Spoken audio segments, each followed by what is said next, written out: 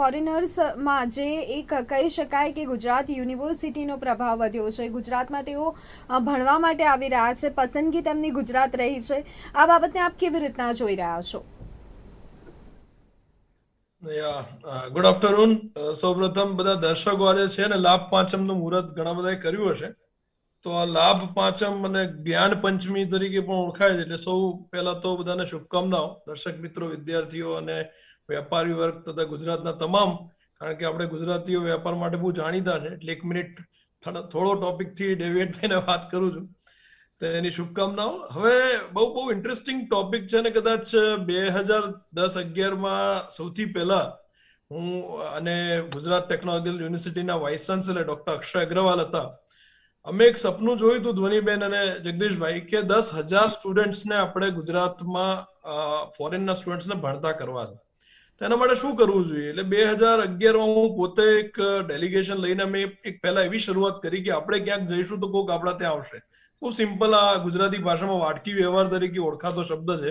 પણ જ્યાં સુધી તમે ક્યાંય ના જાઓ, આજે દુનિયામાં ચાઇનીઝ, અમે એ વખતે પણ આખું પ્રેઝન્ટેશન ને ગુજરાતના જ પ્રોજેક્ટ કરેલું કેનેડામાં, અને એમાં એક વાત મેં વણી લીધેલી કે દુનિયા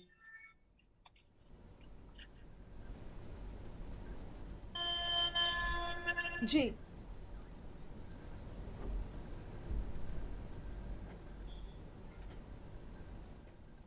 જી ડૉક્ટર ભાવિન, આપનો અવાજ અમારા સુધી નથી પહોંચી રહ્યો.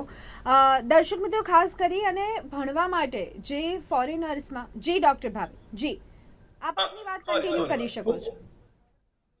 સોરી, થોડું કનેક્શન પ્રોબ્લેમ હતો. એટલે દુનિયાની દરેક દેશોએ આજે એમના વિદ્યાર્થીઓ, પહેલા ચાઇના જોડે મેન્ડરીન લેંગ્વેજના કારણે પ્રોબ્લેમ હતો અને એક્સપોઝર નહોતું, પણ પછી એમના વિદ્યાર્થીઓને તમે જુઓ તો છેલ્લા 15 વર્ષમાં યુએસએ અને કેનેડાની ટોપ 100 યુનિવર્સિટીમાં મોકલ્યા છે. એટલે એવું નહીં કે ગમે તે યુનિવર્સિટીમાં ગયા હોય આપણા સ્ટુડન્ટ્સ.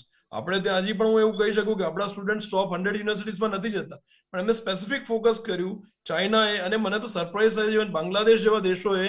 આજે તમે ઘણી બધી યુએસએ અને કેનેડાના, હું ગ્લોબલ ચેમ્બરમાં બેઠો હોઉં છું, તો ત્યાંના યંગ સાયન્ટિસ્ટ, ડેટા સાયન્ટિસ્ટ તો મારી સામે આવે બાંગ્લાદેશથી કે પાકિસ્તાનથી કે ચાઇનાથી, તો મને સરપ્રાઈઝ થાય છે.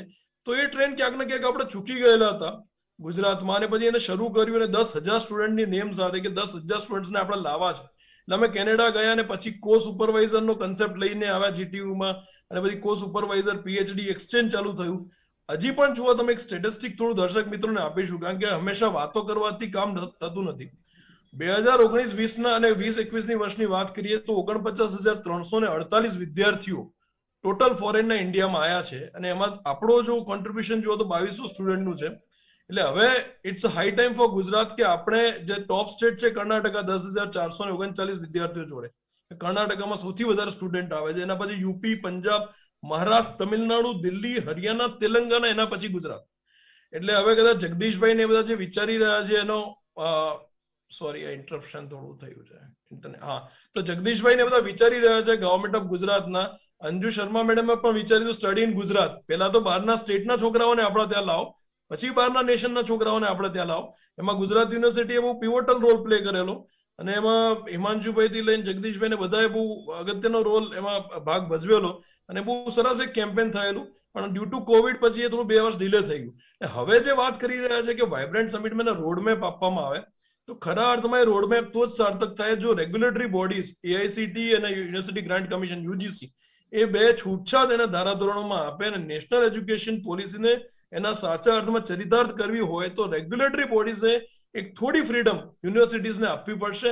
તો જે ફોરેનના વિદ્યાર્થીઓ અહીંયા આવશે, તમે એ પકડી રાખશો, એઆઈસીટી પકડી રાખશે કે ભાઈ અમે ફોરેનના વિદ્યાર્થીઓને પરમિશન લેવી પડે, રજીસ્ટ્રેશન કરાવવું પડે, આ બધું થાય, તો ફ્રી ફ્લો નહીં આવે.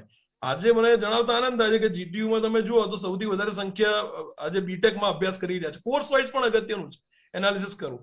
સૌથી વધારે સ્ટુડન્ટ બીટેકમાં આવે, બીઈમાં આવે, પછી ઇવન બીબીએમાં આવે. 3200 છોકરાઓ બીબીએમાં આવે છે. એટલે આ બધા કોર્સ વાઇઝ આપણે એનાલિસિસ કરીએ કે કયા કોર્સની કેટલી ડિમાન્ડ છે, કયા સ્ટેટમાં કેટલા છોકરાઓ જાય, એ સ્ટેટ્સની પોલિસી શું છે, કેમ તો એટલા છોકરાઓ જાય છે. યુનિવર્સિટી ઓફ પુણેનું એક્ઝામ્પલ હું બધે આપતો કે એવું કહેવાય કે હાઈએસ્ટ છોકરા યુનિવર્સિટી ઓફ પુણેમાં ઇન્ટરનેશનલ સ્ટુડન્ટ્સ આવતા, અને અમે એને રોલ મોડલ તરીકે લીધેલી. એ બધું કરવામાં આવે, અને પછી જો યંગ બ્રિગેડ આપણી ગુજરાતની જે એકેડેમિક્સમાં છે, વિથ બ્યુરોક્રેટ્સ, જે યંગ વાઇસ ચાન્સેલર્સ હોય કે જગદીશભાઈ જેવા યંગ માણસો જે એડેપ્ટેબલ કહી શકાય, કે જેમને એક સાંભળવામાં અને ઇમ્પ્લિમેન્ટ કરવામાં રસ છે તો જ થઈ શકે. બાકી ખાલી જો વાતો કરીએ કે આટલા આવી જશે, આમ થઈ જશે ને વાઇબ્રન્ટમાં ઇવેન્ટ કરી નાખીશું, તો એનો કોઈ પર્પસ સર્વ નહીં થાય એવું મારું ફર્મલી માનવું છે. જી ડૉક્ટર જગદીશભાઈ, જે પ્રોફેશનલ કોર્સીસ છે તેના માટે આપ શું કહેવા માંગશો? શેમાં વધારે રુચિ વિદેશના વિદ્યાર્થીઓની જોવા મળતી હોય છે? જો તો એ માટે એક બ્રેકઅપ આપી દઉં હું સૌથી પહેલા તો, કે આઈટીમાં જે છોકરાઓ આવ્યા છે બીટેક કોર્સ કરવા માટે, સૌથી વધારે સ્ટુડન્ટ જો આવતા હોય ઇન્ડિયામાં તો એ બીટેક કોર્સ કરવામાં આવે છે ને 9503 વિદ્યાર્થીઓ બીટેક કોર્સમાં. બીએસસી માં 3964 છે, બીબીએ માં 3290, બીઈ માં 2596, બીઈ બીટેક કરીએ તો 13000 વિદ્યાર્થીઓ 50,000 માંથી તો આ બે કોર્સ માટે આવે છે. પછી બીફાર્મ માં બી 2451, બીએ માં 2295 અને બીસીએ માં લગભગ 1810 જેવા વિદ્યાર્થીઓ છે. એટલે આ તો આપણા બી આ ટ્રેડિશનલ કોર્સીસ જ હું ગણું છું કે બીટેકમાં એમાં કમ્પ્યુટરના કારણે થોડો ટ્રેન્ડ વધ્યો છે. બી કમ્પ્યુટર તમે અત્યારે જોતા હશો કે બધાને એવું જ છે કે બસ હું blockchain, artificial intelligence, machine learning, deep learning, data analytics, એટલે એમાં જ બધા કોર્સ કરવા માંગે છે. અને બીજી એક વસ્તુ ખાસ, જગદીશભાઈ પણ હાજર છે, તમે પણ અત્યારે તમારા મીડિયાના માધ્યમ થકી અત્યારે કહી રહ્યા છો, તો અત્યારે ભારત એક 57 યુનિકોર્ન્સ નો દેશ બની રહ્યો છે સ્ટાર્ટઅપમાં. અને છેલ્લા 10 વર્ષથી હું પણ સ્ટાર્ટઅપ ઇકોસિસ્ટમમાં બહુ ક્લોઝલી જોડાયેલો છું.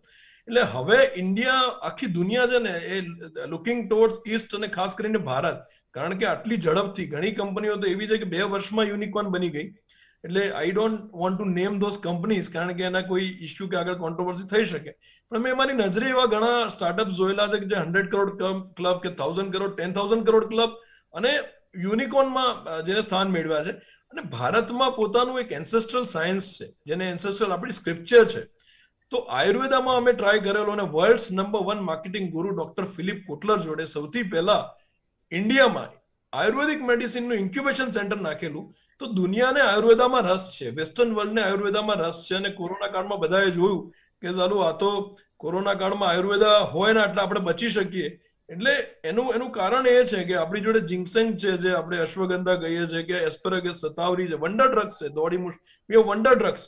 કે તમે કોઈ બેઝિલ્સ ની વાત કરો તો 24 ટાઈપની બેઝિલ્સ, તુલસી, અલગ અલગ પ્રકારો છે. તો આપણું આયુર્વેદ એટલું સ્ટ્રોંગ છે ને, એમાં દુનિયાના બધા જે બ્લડ પ્રેશર છે, ડાયાબિટીસ છે, હાઇપરટેન્શન છે, કે એ બધા, તો યોગ સાયન્સ. અને ગુજરાતમાં તો માનનીય વડાપ્રધાન શ્રી નરેન્દ્રભાઈ મોદીએ પહેલી યોગ યુનિવર્સિટી શરૂ કરી.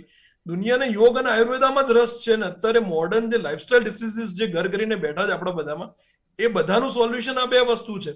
તો મારું જગદીશભાઈ અને જે ગુજરાત સરકારને તમામને એક નિવેદન છે કે તમે રિક્વેસ્ટ ગણો કે જે ગણો એ, કે અમારું સબમિશન છે કે એ કોર્સને આપણે એક સેમેસ્ટર કોર્સ તરીકે, આપણને બેઝિક આયુર્વેદા છે, બેઝિક યોગા સિસ્ટમ છે, રેકી આપણે ત્યાં કેટલું સરસ, રેકીના કેટલા બધા રેકી માસ્ટર પ્રવીણભાઈ પટેલ ને બધા ગુજરાતના બહુ જ સરસ કામ કરી રહ્યા છે. તો આયુર્વેદિક, હોમિયોપેથી, યુનાની, આ બધામાં આયુષ જે મંત્રાલય છે એના add on courses, certificate courses કરીશું ને, તો મને એવું લાગે છે કે 50,000 નહીં પણ 1 લાખ વિદ્યાર્થી તો ખાલી તમે 2 જ વર્ષમાં એનો ટાર્ગેટ અચીવ કરી શકશો. કારણ કે દુનિયાએ જોયું છે કે કોરોના કાળમાં ભારત દેશ જે ઇમર્જ થયો છે સ્ટ્રોંગલી, આપણે કુરકુરમીન એટલે આપણી હળદર, એનું ફાઇનેસ્ટ એક્સ્ટ્રેક્ટ, એનાથી તમે બ્લડ પ્રેશર થી, ડાયાબિટીસ થી, ઇવન આ કોરોનામાં બી કેટલા બધા, તમે ગિલોય આપણું લીમડાના ઝાડ પર એ ઉગે વનસ્પતિ, એના બી કેટલા પ્રકારો છે એનાથી. એટલે એ બધું જ્ઞાન જો આપણે દુનિયાને આપીશું, કારણ કે હવે જમાનો આવવાનો છે કે જ્યારે વોર્સ, વેપન્સ કે એટોમિક વેપન ભૂલી જાઓ, હવે વાયરસ વોર છે. તો વાયરસ વોર તો ચાલુ જ રહેવાનું. ફરી ડેન્ગ્યુ, ચિકનગુનિયા ગુમ થઈ ગયા હતા, 5 વર્ષ પછી ફરી આવ્યા. પણ આપણે નાળિયેર પાણીનો પ્રયોગ, લીંબુ સાથેનો પ્રયોગ છે, એ સોલ્વ કરી શકે છે. પણ ઘણા બધા વેસ્ટર્ન વર્લ્ડને ખબર નથી, અને વેસ્ટર્ન વર્લ્ડને અહંકાર પણ છે કે અમે કેમ જઈએ. આપણા ત્યાં ગુજરાતમાં કે ઇન્ડિયામાં જે છોકરાઓ આવતા હોય એનું તમે જો એનાલિસિસ કરશો તો નેપાળ, સાઉથ આફ્રિકા અને વેસ્ટ આફ્રિકન કન્ટ્રીઝમાંથી વધારે આવે છે.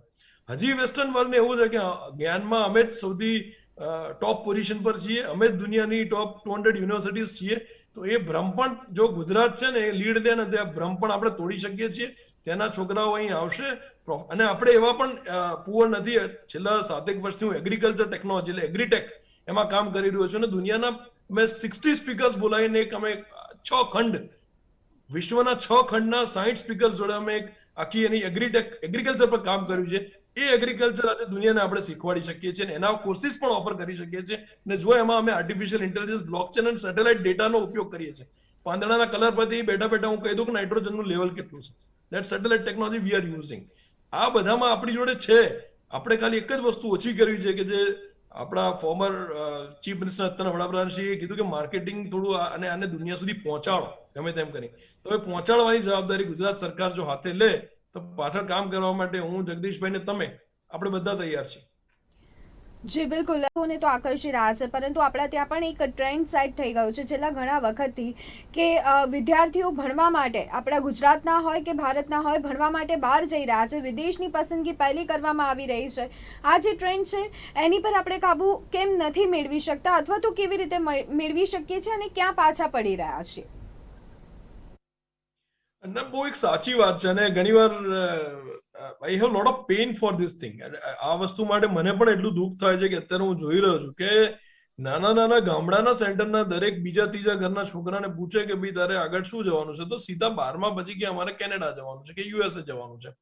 એટલે યુએસએ માં બધા એટલા બીવે કે ભાઈ ત્યાં પીઆર નહીં થાય, અને થોડું એનું ડોલર છે 74-75, કેનેડાનું 51-52 રૂપિયા, એટલે એક્સચેન્જ ના રીતે અફોર્ડેબલ કહેવાય, એટલે કેનેડા રહે છે. અને એ લોકોએ ઓપન પોલિસી કરી નાખી છે. વી ઓલ નો કે એમની પોપ્યુલેશનમાં ત્યાં 3.5 કરોડ લોકો જ છે, એટલે દ્વાર એમને ખુલ્લા કર્યા છે. અને ઇન્ડિયા જોડે હંમેશા કેનેડાનો રિલેશન સારો રહ્યો છે. મને તો 12 વર્ષથી, ઇવન જયારે આપણા ફોર્મર ચીફ મિનિસ્ટર અને અત્યારના વડાપ્રધાન શ્રી હતા એ વખતે બી કેનેડા જોડે આપણે બહુ જ સારા સંબંધ હતા. દર વખતે પાર્ટનર કન્ટ્રી તરીકે કેનેડા રહેતું જ હતું. પણ હવે બીક લાગવા માંડી છે અમને કે આ એક જે ગાંડરિયો પ્રવાહ થઈ રહ્યો છે કે અમારે બસ બહાર જ જવું છે, કેનેડા જ જવું છે. કારણ કે હું તમને કહું, એનું બહુ સિમ્પલ રીઝન એ છે કે છોકરાઓ પોતાના સ્કિલ્સ પ્રોપરલી ડેવલપ કરે નહીં. એન્ટ્રી લેવલે એટલે એમને પછી સેલરી એના ઇસ્યુ થાય, 15-20 હજાર, 25 હજાર, 30 હજાર એવો સેલરી મળે. એટલે પછી એમને એમ થાય કે 15-20-25 હજારમાં શું કરીશું? આજે પેટ્રોલ ના ભાવ, ડીઝલ ના ભાવ, ઘર ચલાવવાનું, તો તમે 30-35 હજાર મિનિમમ હોય તો 3 કે 4 વ્યક્તિઓનું ઘર ચાલે એવી સિચ્યુએશન થઈ ગઈ છે સામાન્ય માણસ માટે. એનું રેન્ટ હોય, કન્વેન્સ હોય, આ બધું.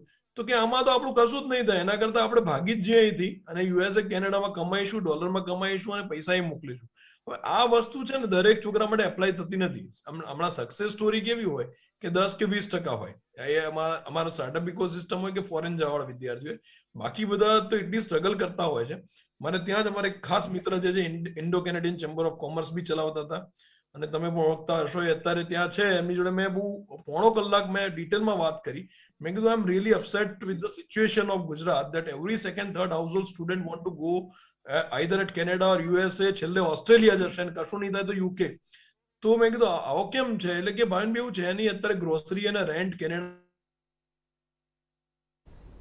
એક છોકરાનું અકોમોડેશન થતું તે $500 થઈ ગયું છે, ગ્રોસરી $250 ની, $550 નો હતો, અત્યારે $170 નો થઈ ગયો છે. સો સી એવું નથી કે હ્યુજ અર્નિંગ કરીને પાછા મોકલી શકશે.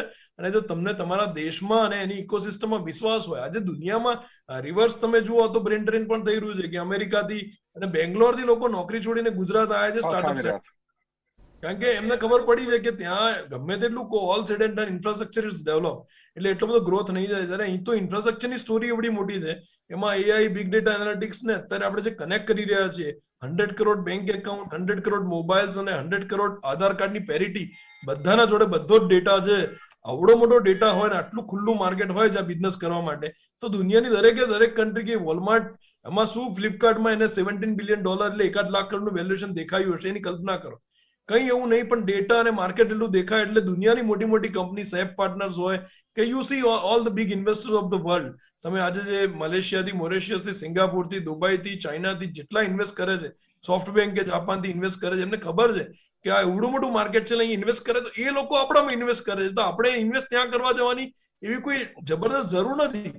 પણ તમને અત્યારે એમને પોતા પર કોન્ફિડન્સ છે ને રીગેન કરાવવો પડશે કે ગુજરાતની યુનિવર્સિટીમાંથી ભણીશ, તું સારી રીતે ભણીશ બેટા, તો તારા બી ગ્રોથ થશે, તને બી સારા પેકેજ મળશે ને તને બી કોઈ પણ મલ્ટીનેશનલ કંપની લઈ લેશે, એબ્ઝોર્બ કરશે. તું અમેરિકા કે કેનેડામાં સારામાં સારી પોસ્ટ હોય જે થાય. એટલે વિદેશથી વિદ્યાર્થીઓને આકર્ષવાની સાથે